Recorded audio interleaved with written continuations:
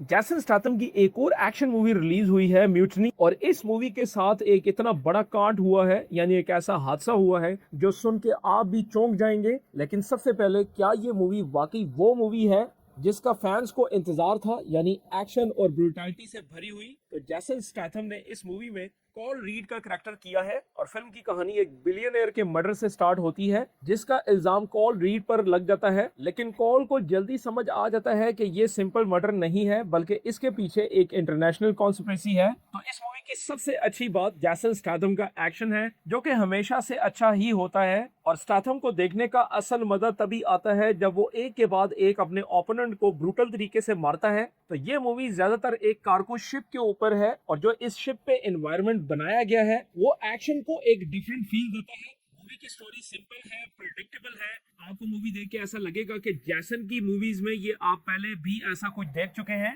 लेकिन hand to hand fights, gun fights और non stop survival type action आपको पसंद आएगा। लेकिन अगर आप 2024 में रिलीज हुई जैसन की ही मूवी द बी कीपर के साथ इसे कंपेयर करेंगे, तो डेफिनेटली वो मूवी काफी ज्यादा इंप्रेसिव थी, और वो सुपर हिट मूवी गई थी। और उस मूवी ने $162 मिलियन का तकरीबन बिजनेस किया था, जबकि उसका बजट तकरीबन $40 मिलियन के अराउंड है। और इसके बाद जो मूवी आई थी द वर्किंग मैन 2025 में, तो ये मूवी भी अच्छी थी जैसन की, जिसने $98 मिलियन का बिजनेस किया था, और इसका बजट भी तकरीबन $40 मिलियन के अराउंड बताया जाता है। जबकि इसके बाद जो मूवी आई थी शेल्टर, वो फ्लॉप हो गई थी, जिसने टोटल 50 से 54 मिलियन डॉलर का बिजनेस किया था। तो जिस कांड की मैं बात कर रहा था, जिस हादसे की मैं बात कर रहा था, कि म्यूटनी की full movie official theatrical release से 2 दिन पहले ही Amazon प्राइम वीडियो पर एक्सीडेंटली लाइव हो गई थी। यानी 19 अगस्त को यूजर्स ने प्राइम वीडियो पर पूरी 1 घंटा 35 मिनट की फिल्म स्ट्रीम कर ली, जबकि सिनेमा रिलीज 21 अगस्त को होनी थी। Amazon ने बाद में मूवी को रिमूव कर दिया।